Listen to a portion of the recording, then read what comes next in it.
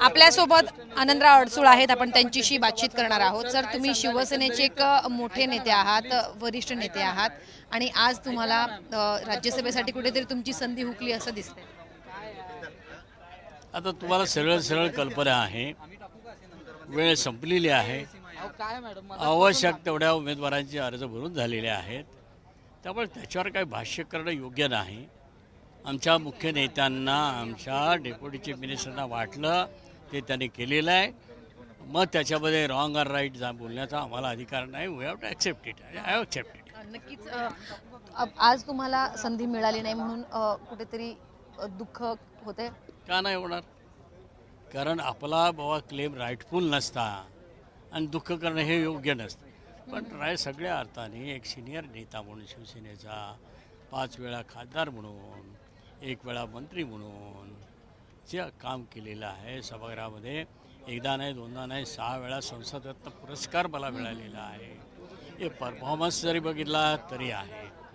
ह्या सगळ्या गोष्टी असताना त्याची नोंद घेतली गेली नसेल तर आतून तर वाईट वाटणार ना. आपण जे काही केलं ते पाण्यात गेलं असं वाटतं.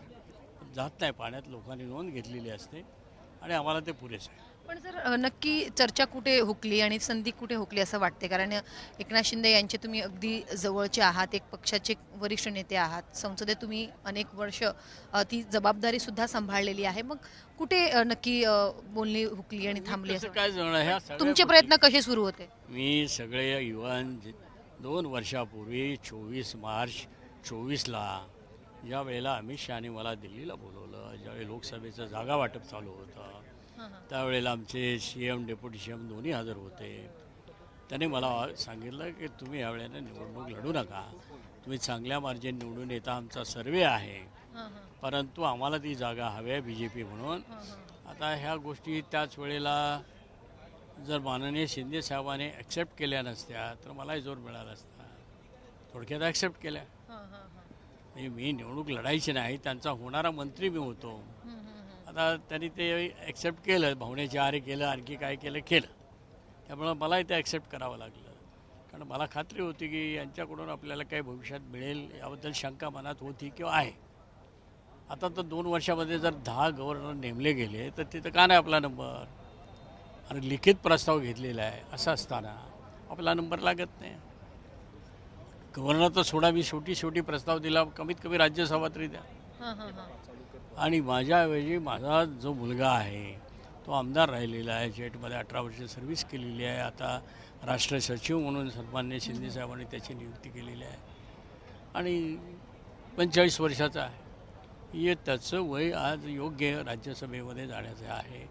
मी ते केलं की मुलासाठी व मुलाला आपण पुढे करूया. पण काही कुणी स्वीकारलेलं नाही. ऐकून तर घेतलं सगळ्यांनी, सगळ्यांना पटलं पण नाही. गव्हर्नरचं पद तुम्हाला मिळेल असं तुम्हाला भाजपकडनं सांगण्यात आलेलं आहे? हां, द्यायचं ठरलं, लेखी घेतलंय. कधी ठरलं? 24 मार्च 24 मार्चच्या 24 साली 2 वर्षापूर्वी. काय ठरलं होतं? अरे तुम्ही निवडणूक लढू नका, तुम्ही कॅबिनेट मिनिस्टर होऊ शकाल, पण त्याच्यावरचं पद आहे गव्हर्नर, ते आम्ही तुम्हाला देणार आहोत.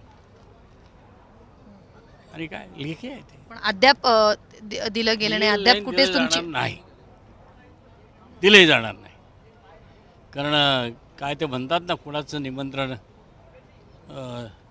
खरं नसतं, तसं भाजपचं हे लवाडाचं. भाजप शब्द पाळत नाही असं म्हणायचं का? सरळ आहे ना. का नाही? 2 वर्ष का नाही पाळला? आता तर वेळ होती कमीत कमी राज्यसभेवर पाठवण्याची. का नाही पाळला? काय अर्थ काय होतो वेळ मारून न्यायची? तुम्हीची वेळ मारून नेता, पण आम्हाला मारून टाकता. त्यामध्ये आमचं आयुष्य खराब केलं जातं ना. आज मी कॅबिनेट मिनिस्टर असतो, निवडणूक लढलो असतो आणि 100% माझ्याकडे कुठले 5 टर्मिंग होतो, संसदरत्न 6 वेळा पुरस्कार मिळालेला आहे, पार्टीचा गटनेता म्हणून काम केलं आहे, स्पीकर पॅनल नेते आहेत, केंद्रामध्ये आहेत, तरी सुद्धा ते शब्द पाळत नाही असं वाटतं? तुम्ही म्हणालात की 2 वर्षापूर्वी दिलेलं 2 वर्षात नाही पाळलं म्हणजे त्याला दुसरं काय मी नाव देणार?